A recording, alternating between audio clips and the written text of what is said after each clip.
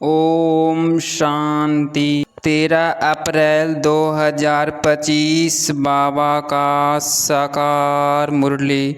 Revise date 31/12/2004। इस वर्ष के आरंभ से बेहद के वैराग्य वृत्ति इमर्ज करो।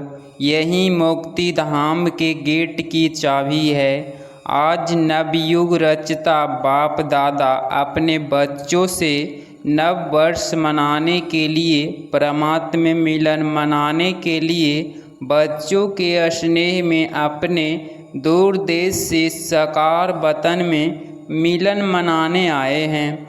दुनिया में तो नव वर्ष की मुबारक 1-2 को देते हैं, लेकिन बाप दादा आप बच्चों को नव युग और नए वर्ष की दोनों की मुबारक दे रहे हैं। नया वर्ष तो एक दिन मनाने का है, नवयुग तो आप संगम पर सदा मनाते रहते। आप सभी भी परमात्मा प्यार के आकर्षण में खींचते हुए यहाँ पहुँच गए हो। लेकिन सबसे दूर देश से आने वाला कौन?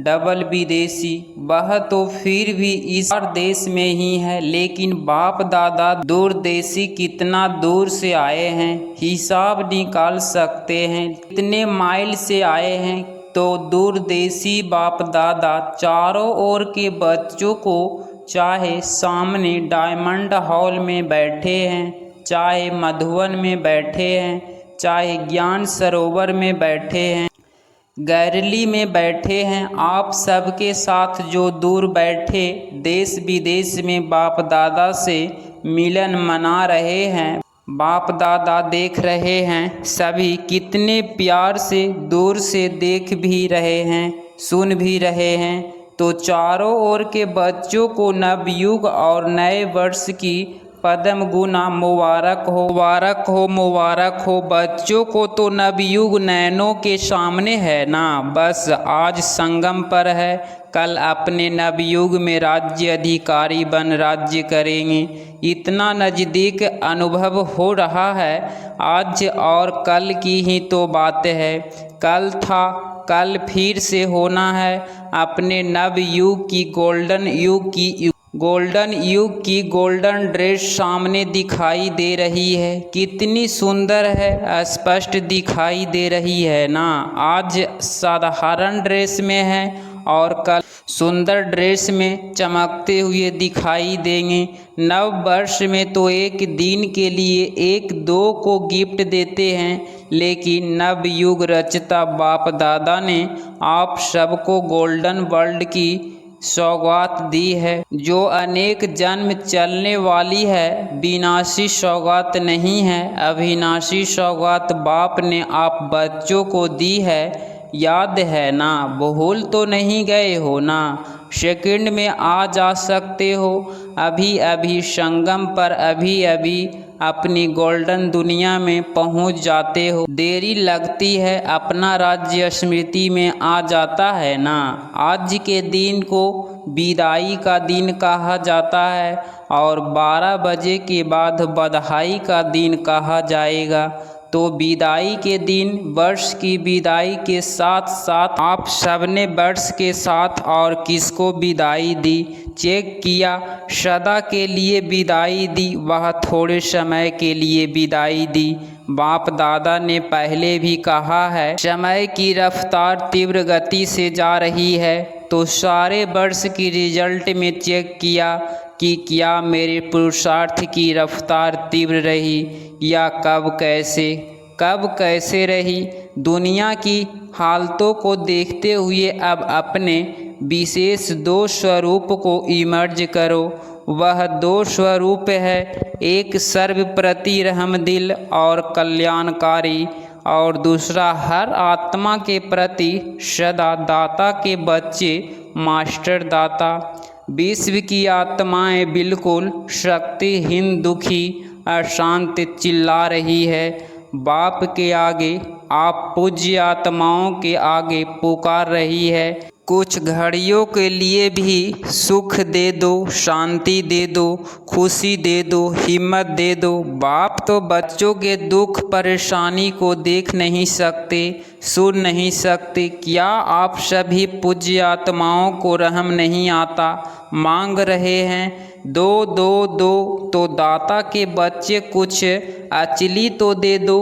बाप भी आप बच्चों को साथी बना के, मास्टर दाता बना के, अपने राइट हैंड बना के यही इशारा देते हैं। इतनी विश्व की आत्माएं सभी को मुक्ति दिलानी है, मुक्ति धाम में जाना है। तो हे दाता के बच्चे, अपने श्रेष्ठ संकल्प द्वारा, मनसा शक्ति द्वारा, चाहे वाणी द्वारा, चाहे संबंध संकल्प द्वारा, चाहे शुभ भावना शुभ कामना द्वारा, चाहे वाइब्रेशन वायुमंडल द्वारा, किसी भी युक्ति से मुक्ति दिलाओ। चिल्ला रहे हैं मुक्ति दो। बाप दादा अपने राइट हैंड को कहते हैं रहम करो, अभी तक हिसाब निकालो। चाहे मेगा प्रोग्राम किया है, चाहे कॉन्फ्रेंस की है, चाहे भारत में या विदेश में सेंटर्स भी खोले हैं, लेकिन टोटल विश्व के आत्माओं की संख्या के हिसाब से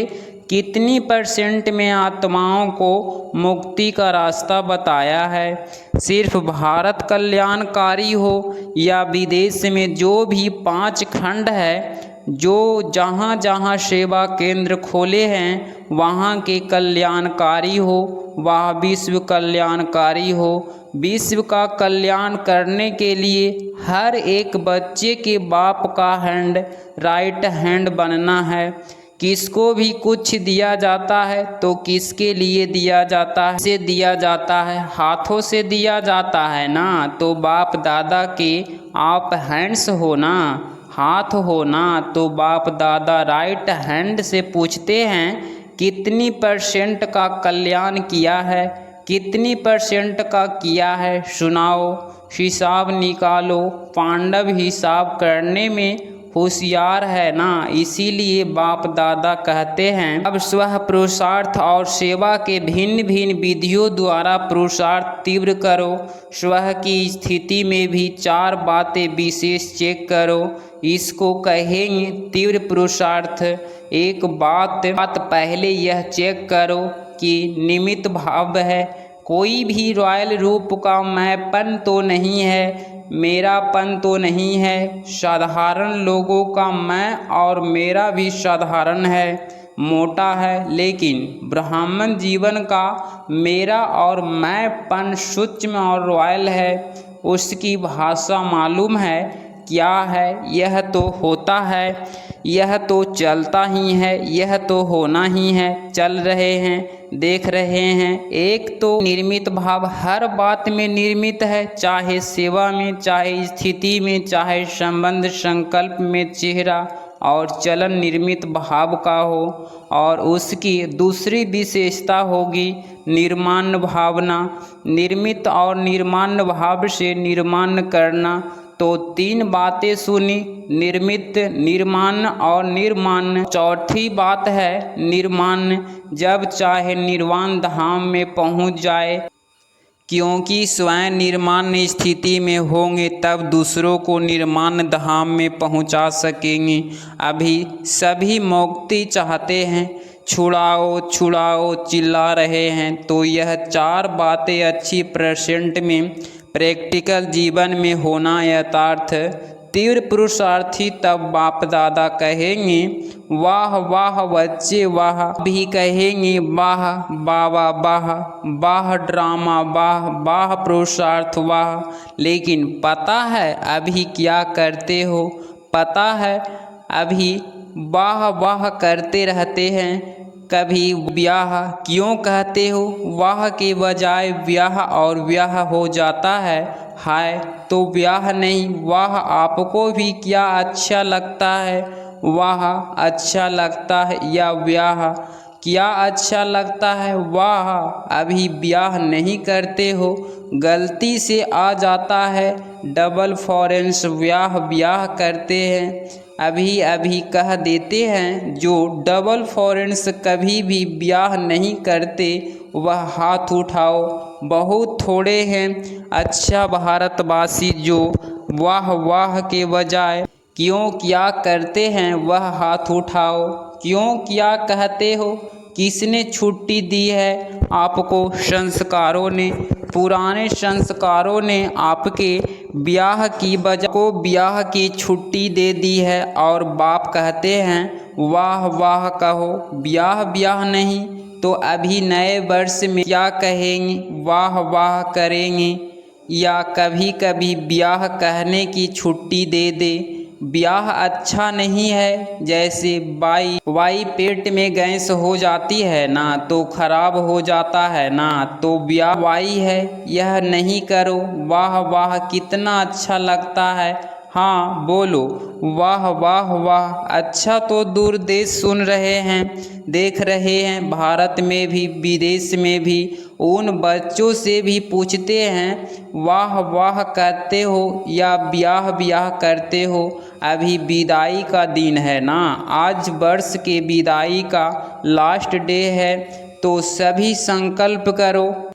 ब्याह नहीं कहेंगे भी नहीं, क्वेश्चन मार्क नहीं, आश्चर्य की मात्रा नहीं, बिंदी क्वेश्चन मार्क लिखो। कितना टेढ़ा है और बिंदी कितनी सहज है। बस नैनों में बाप बिंदु को समा दो। जैसे नैनों में देखने की बिंदी समाई हुई, ऐसे ही सदा नैनों में बिंदी बाप को समा लो। समाने आता है या फिट नहीं होती है, नीचे ऊपर हो जाती है, तो क्या करेंगे? विदाई किसको देंगे? ब्याह को कभी भी आश्चर्य की निशानी भी नहीं आवे। यह कैसे? यह भी होता है क्या? होना तो नहीं चाहिए, क्यों होता है? क्वेश्चन मार्क नहीं, आश्चर्य की मात्रा भी नहीं। बस बाप और मैं, कई बच्चे कहते हैं यह तो चलता ही है ना। बाप दादा को बहुत रमणीक बातें रूह-रिहान में कहते हैं, सामने तो कह नहीं सकते ना, तो रूह-रिहान में सब कुछ कह देते हैं। अच्छा कुछ भी चलता है लेकिन अपना है तो चलने की बातें क्यों देखते हो? उड़ो और उड़ाओ। शुभ भावना शुभ कामना ऐसी शक्तिशाली है जो बीच में सिर्फ ब्याह नहीं आवे, सिवाय शुभ भावना शुभ कामना के तो इतनी पावरफुल है जो किसी अशुभ भावना वाले को भी शुभ भावना में बदल सकते हो। सेकंड नंबर अगर बदल नहीं सकते हो तो भी आपकी शुभ भावना शुभ कामना अविनाशी है, कभी कभी बाली नहीं, अविनाशी है, तो आपके ऊपर अशुभ भावना का प्रभाव नहीं पड़ सकता है। क्वेश्चन में चले जाते हो, यह क्यों हो रहा है? यह कब तक चलेगा? कैसे चलेगा? इससे शुभ भावना की शक्ति कम हो जाती है। नहीं तो शुभ भावना शुभ कामना इस संकल्प शक्ति में बहुत शक्ति है। देखो आप सभी आए बाप दादा के पास, पहला दिन याद करो बाप दादा ने क्या किया। चाहे पतित आए, पापी आए, चाहे साधारण आए, भिन्न भिन्न वृत्ति वाले, भिन्न भिन्न भावना वाले आए, बाप दादा ने क्या किया? शुभ भावना रखी ना। मेरे को मास्टर सर्वशक्तिमान हो, दिल तख्त नशीन हो, शुभ कामना रखी ना, उससे ही तो बाप के बन गए ना। बाप ने कहा क्या कि हे पापियों आए हो, शुभ भावना रखी मेरे बच्चे, मास्टर सर्वशक्तिवान बच्चे। जब बाप ने आप सबके ऊपर शुभ भावना रखी, शुभ कामना रखी, तो आपके दिल ने क्या कहा? मेरा बाबा। आपने क्या कहा? मेरे बच्चे। ऐसे ही अगर शुभ भावना शुभ कामना रखेंगे तो क्या दिखाई देगा? मेरा कल पहले वाला मीठा भाई, मेरी सिकिलधी बहन परिवर्तन हो जाएगा। तो इस वर्ष में कुछ करके दिखाना, सिर्फ हाथ नहीं उठाना। हाथ उठाना बहुत सहज है, मन का हाथ उठाना, क्योंकि बहुत काम रहा हुआ है, बाप दादा तो नज़र करते हैं विश्व की आत्माओं के ऊपर तो बहुत तरस पड़ता है। अब प्रकृति भी तंग हो गई है, प्रकृति खुद तंग हो गई है तो क्या करें, आत्माओं को तंग कर रही है। और बाप बच्चों को देख के तरस में आ जाते हैं। सबको तरस नहीं आता, सिर्फ खबर सुनकर चुप हो जाते हो। बस इतनी आत्माएं चली गई, वो आत्माएं संदेश से तो वंचित रह गई। अभी तो दाता बनो, रहम दिल बनो।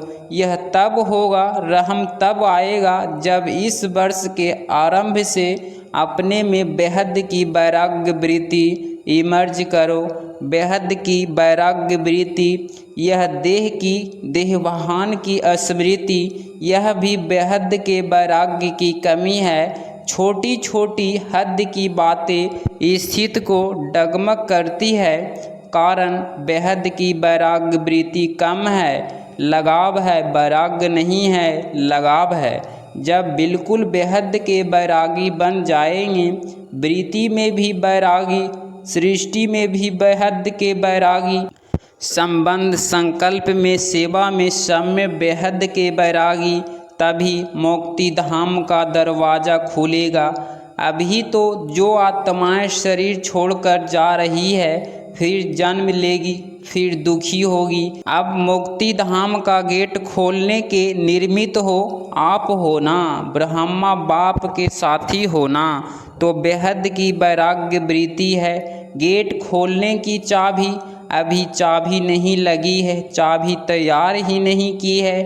ब्रह्मा बाप भी इंतज़ार कर रहा है, एडवांस पार्टी भी इंतज़ार कर रही है, प्रकृति भी इंतज़ार कर रही है। तंग हो गई है बहुत, माया भी अपने दिन गिनती कर रही है।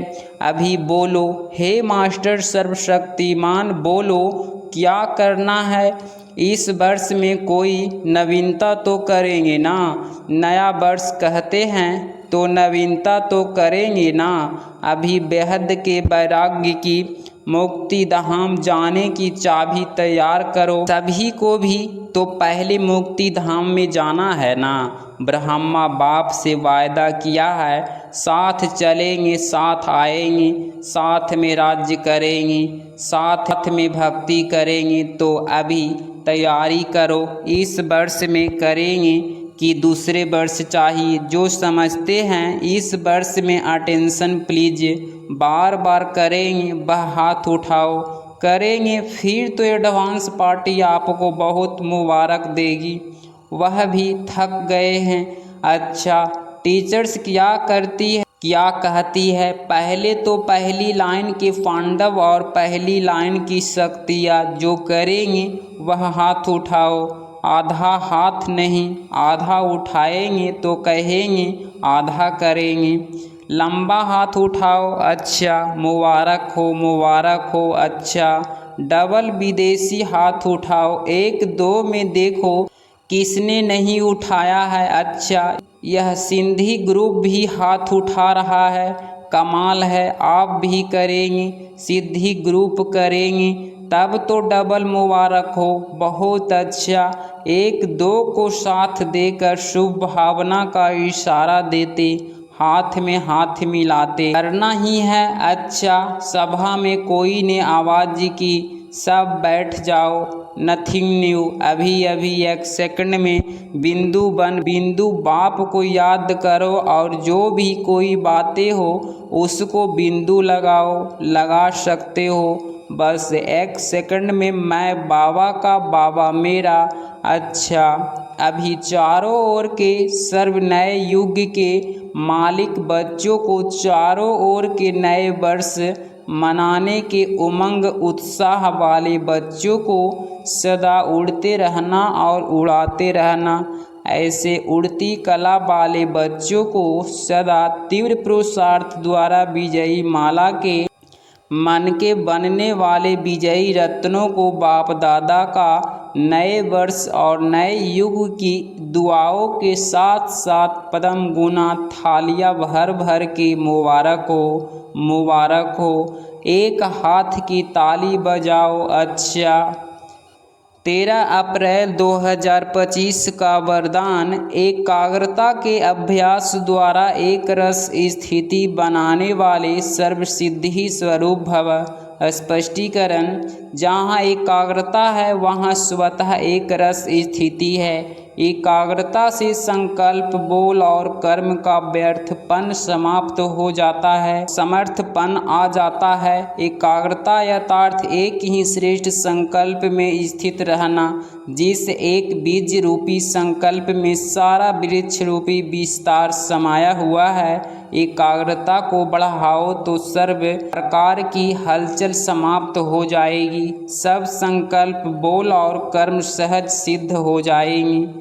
इसके लिए एकांतवासी बनो। स्लोगन: एक बार की हुई गलती को बार बार सोचना यथार्थ दाग पर दाग लगाना, इसीलिए बीती को बिंदी लगाओ।